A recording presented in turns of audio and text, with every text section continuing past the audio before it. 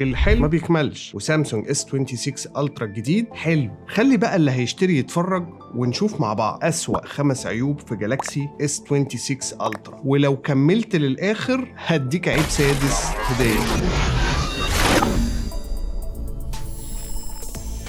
ونستفتح بالبطارية، أحسن من السنة اللي فاتت واللي قبلها، وأقوى من رامبو وفقا لكل الريفيوهات. بس هو الحقيقة بطارية سامسونج S26 الترا ضعيفة ومش بطارية يوم كامل، ولو قارناها بالمنافسين فهي مش حلوة. والكل الحقيقة سبق سامسونج في البطاريات، حتى ايفون اللي ما بيسبقش حد أصلا سبقه.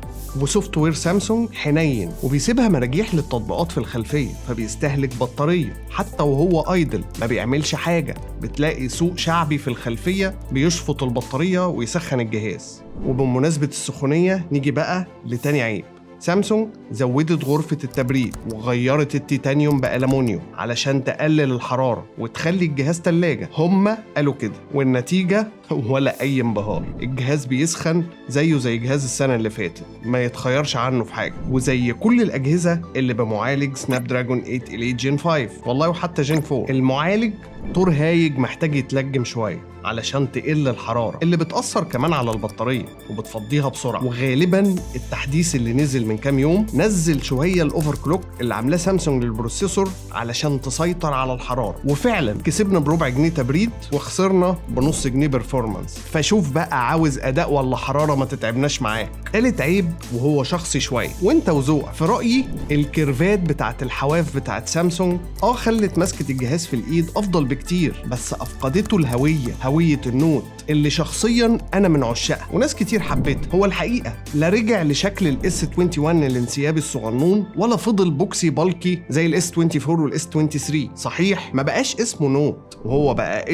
بس ده مش معناه نغير الشكل البوكس التاريخي اللي كنا بنحبه، ولا انت رأيك ايه؟ كمان الكيرفات اتسببت في مشكلة ان القلم ما بقاش يدخل غير في اتجاه واحد، لانه جاي في الكيرف بالظبط، وراسه لو قلبت بتبقى دمل في الجهاز مش منتظم. وطبعا القلم ما بقاش جول بلوتوث من الجيل اللي فات، وده عارفينه، بس رائع الحقيقة في سرعة الكتابة على الشاشة. الدور والباقي على اللي حب القلم ولا طلش في كل الأجهزة اللي في السوق.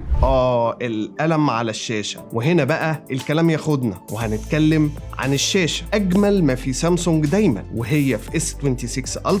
العيب الرابع، الشاشة تعتبر ألوانها وتشبعها داون جريد عن السنة اللي فاتت، والحقيقة في 2026 8 بيت كولر أقل من منافسين كتير. شاشاتهم أصلا سامسونج اللي عاملاها له، وفيها 10 بيت كولر، يعني الشاشة بتاعتهم كان ممكن ياخدوها. فليه؟ كمان البرايفسي سكرين بيطفي نص البكسلات في الشاشة تقريبا علشان يخلي اللي جنبك يمين واللي جنبك شمال محدش يشوف اللي انت شايفه وانت في السنتر. فالدنيا بتسيح خالص والشاشة بيبقى ألوانها وحشة جدا، تحسها باهتة. فعموما الشاشة مش أجمل حاجة وانت دافع كتير، فليه انك تبقى أقل من ألوان غيرك وانت دافع كتير؟ وبما ان جبنا سيرة الألوان، فالعيب الخامس بقى دايما في التصوير بكاميرات S26 الترا. كل حاجة فيها جميلة، بس ألوان البشرة في البني آدمين بتطلع بهتانة ومصفرة مقارنة بالآيفون اللي بتحس ألوانه مشبعة عن السامسونج شوية. وما تنساش تبقى تشوف مقارنة جالاكسي S26 الترا مع ايفون 17 على اليوتيوب، هتلاقي اللينك في البايو. في بقى البرايفسي سكرين دي عشان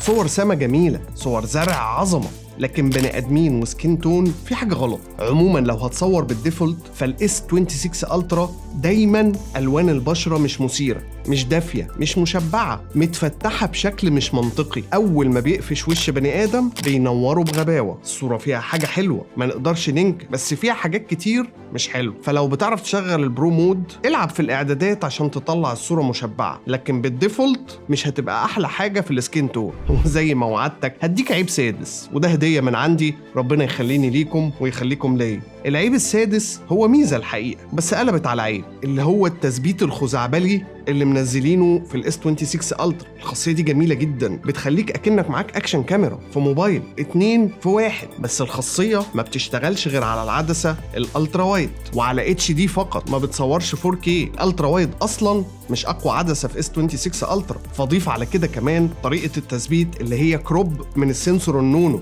يعني سنسور صغير بعمل منه كروب وبصور بجزء من الحساس اللي هو اصلا صغير، فبالتالي التفاصيل بتروح في داهيه. سامسونج جالاكسي S26 الترا جهاز جميل وحلو، لكن يا خساره الحلو ما بيكملش. عارف ليه الحلو ما بيكملش؟ علشان لما بنشوف حاجه حلوه من كتر حلاوتها بندور فيها على العيوب، وده اللي عملناه النهارده. فيا ترى العيوب دي هتفسد تجربتك؟ لو هتسألني أنا شخصيا هقولك لأ، بس ده الرأي أنا. لكن في النهاية الرأي رأيك والشورى شورتك أخي البني آدم. أنت قول لنا، تفتكر سامسونج جالاكسي S26 الترا يستاهل تشتريه، ولا في اختيار تاني أفضل وموجود في السوق؟ قول لنا عليه، استنى رأيك في الكومنتات.